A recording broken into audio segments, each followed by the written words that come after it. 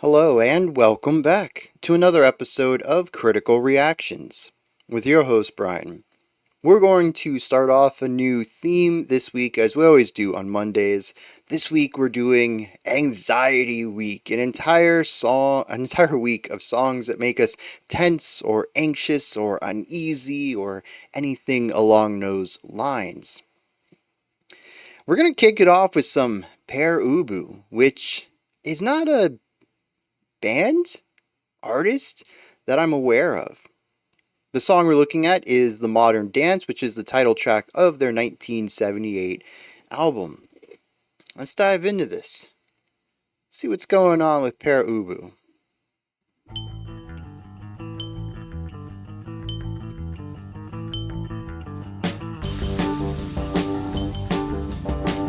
The white noise sizzle was interesting.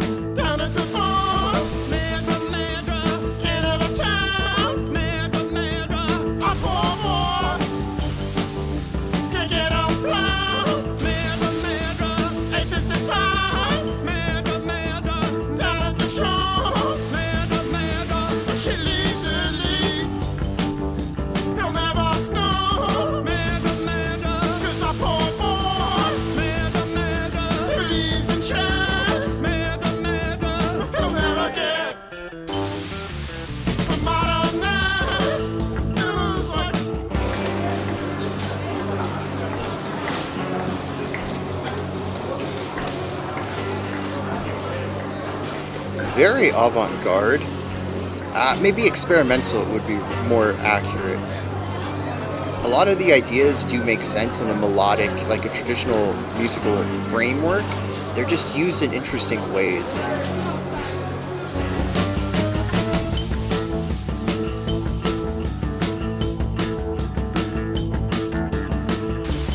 Our two moving lines, so we have a little bit of melodic or harmonic shifts.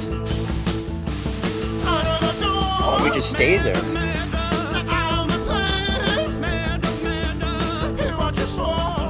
And then we come down. So that's it, 2 chords. But the 2 chords are not even.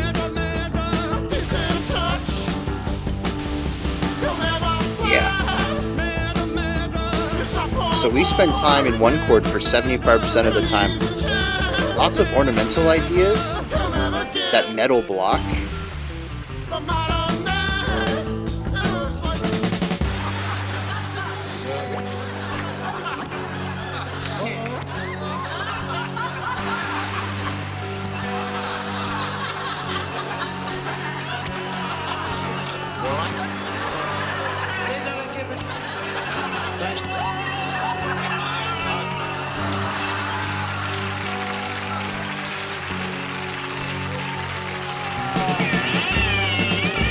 Ooh.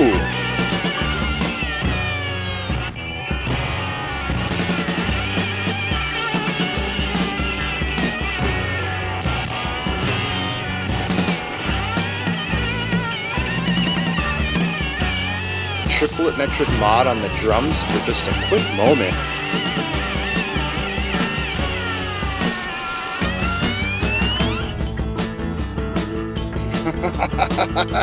And then just come back to this like nothing happens.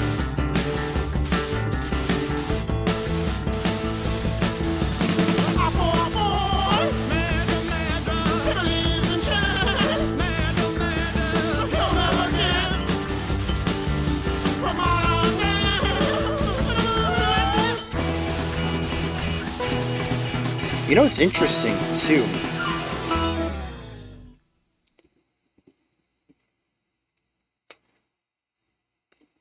For the longest time, I thought the vocals were using a very heavy vibrato. But after listening to that bridge, is it glitch? And I know glitch is the wrong term given that this is from the 70s. Glitch is probably more of a modern vocabulary for this idea, but you know, taking the signal, the audio signal, and chopping it up, cutting pieces out of it. I don't know anymore. And honestly, that kind of blows me away too. Before we get into some more of the musical side of things, just I'm going to touch on the production a little here. Is the breakdown?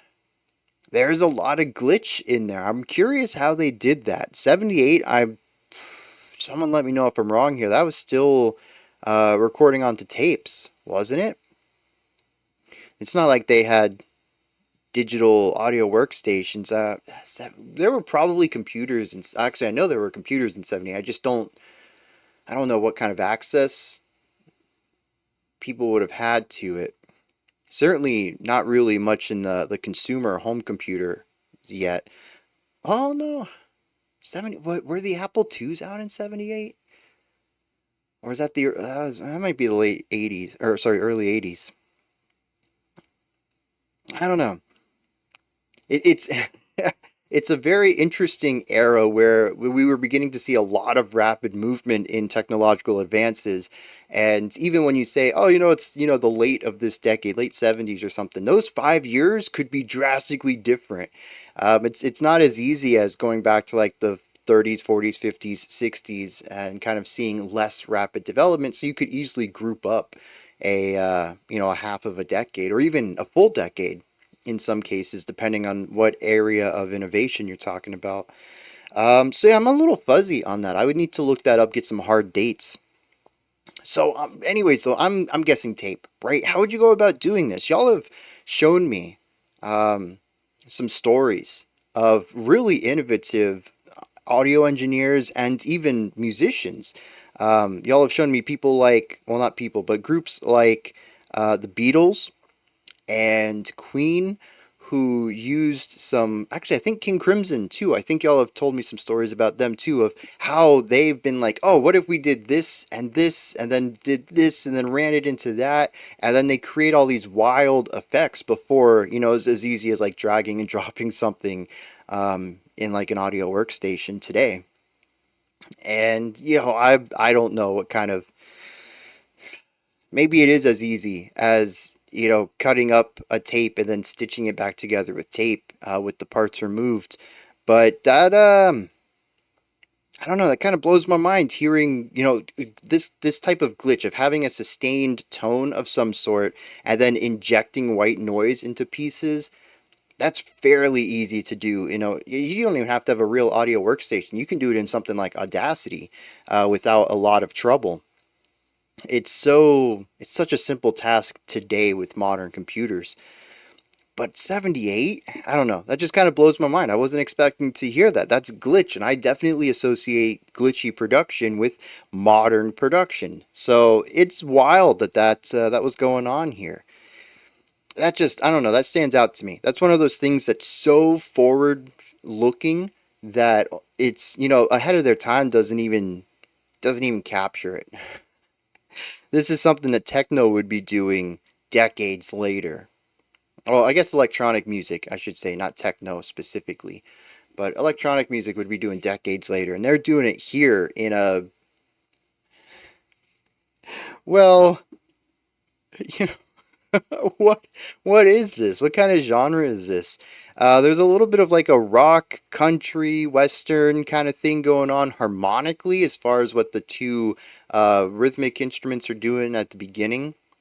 I say rhythmic as if they're like percussive instruments, but I think they're both guitars, aren't they?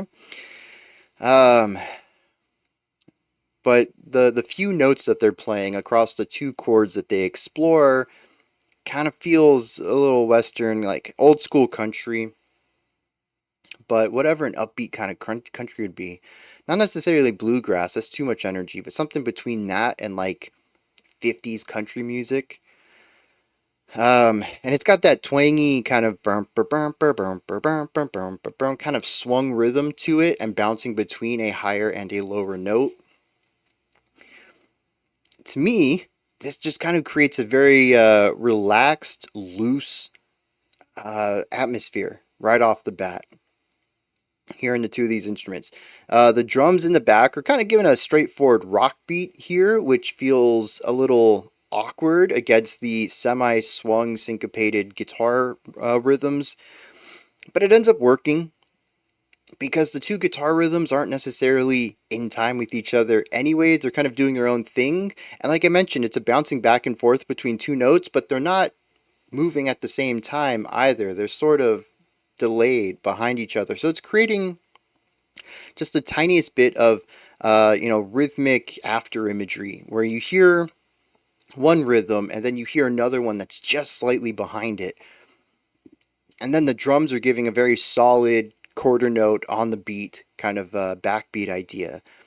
It's rhythmically a little disjointed, but ends up working fine with all three of the rhythms coming together in a way that honestly should feel pretty cluttered, but doesn't. And I honestly think that's because, as awkward as this can be, there's so much more here that kind of steals the show. First of all, just white noise. Why? What? I don't get that part at all. It feels like it's there for the sake of being there. I'm kind of hoping the lyrics might explain that one a little bit more. I'm kind of hoping the lyrics explain anything, because the idea of the modern dance or a modern dance and this song, I can't, I don't piece them together. I was expecting something dancier, but maybe, I don't know, a little progressive. What would a dance track be if it wasn't dance music? And this was not that. This was very experimental in a lot of ways. And even the white noise should be one of the more awkward parts of the track, and I don't think it is. Honestly, I think it's the vocals, not to put them down. I think that they're interesting in their own right, but they are far beyond a traditional sound in general. They are sort of hover right around the point where the voice cracks, and kind of leaning into that. Sometimes it's a little higher, sometimes it's a little lower, and it's like it cracks, right? He just, there's that point where everybody's voice kind of moves and then it jumps. It jumps up that, sixth of an octave or half of an octave, or like 75% of an octave or something like that. And you just can't control it. That's just a normal part. I don't know, maybe a voice scientist could tell me why humans have the vocal crack, but there's just this range we don't hit and we just jump up from one lower note to a higher note. And he just sits in there. And he allows this awkwardness to exist.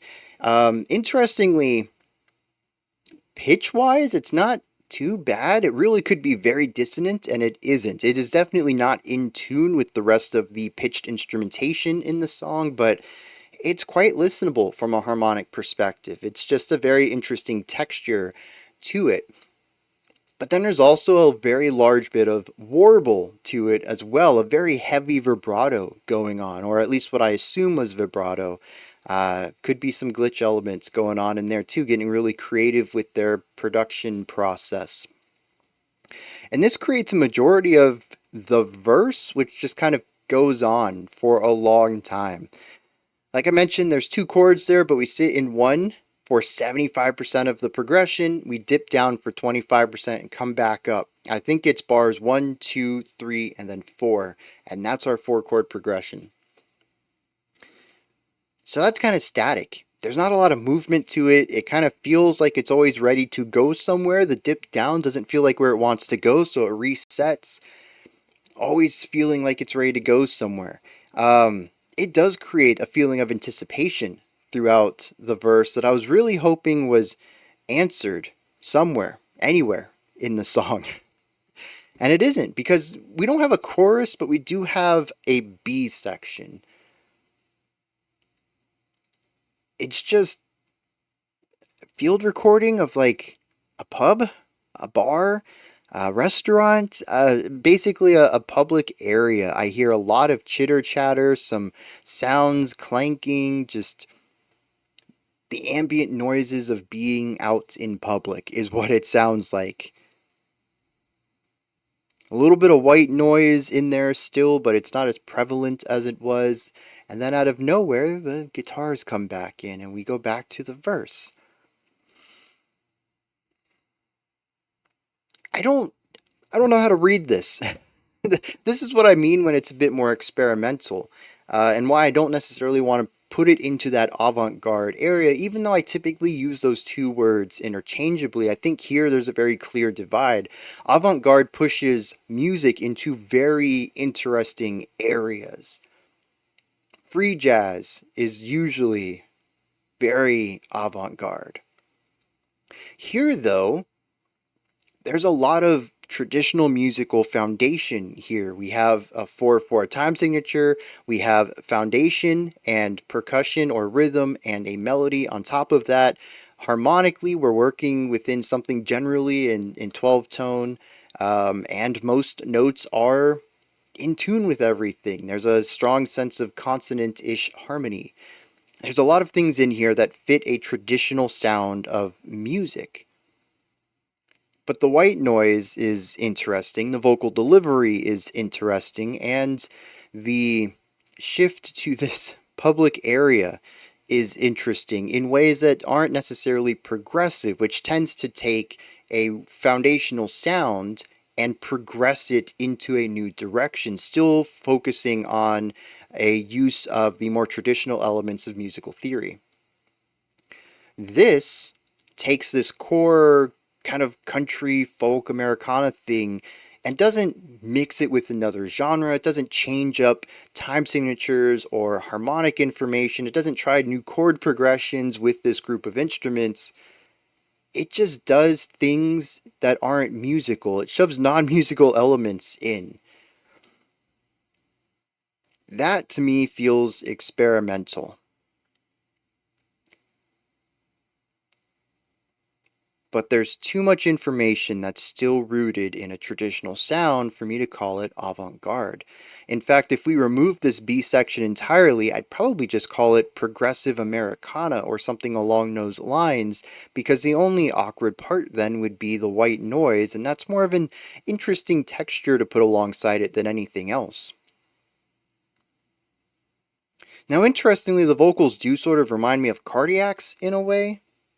I'm curious if they're fans of Cardiacs, or at least if maybe the vocalist is. You just don't hear this type of vocal too often.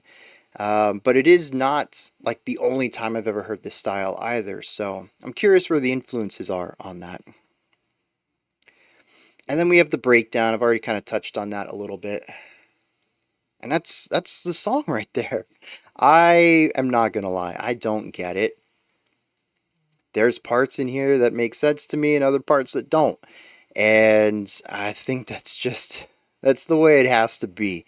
I'm curious what anyone else's interpretation is on this, though. If anyone else, I don't know, maybe you're more familiar with it and I'm missing something that it's obvious on a subsequent listen, being a big fan of it, but maybe I might miss it on a first time. I don't know. If you have any like insight into that, let me know. I'm gonna hit some lyrics. I'm kind of hoping they provide some sort of insight to this, but otherwise, this may be a quick wrap up of the song and just head into the outro bits here. So, a couple of things before we hit the lyrics. There is one word in here that is repeated at the end of most lines, and I couldn't figure out what it was. It's not an English word. The rest of the song is in English. So I went and looked it up, and I got a couple of different words. And I was like, okay, what's going on here? So I looked at the annotation for this song, and it mentions that the song, well, particularly this word, comes from a line in a play called Ubu Roy.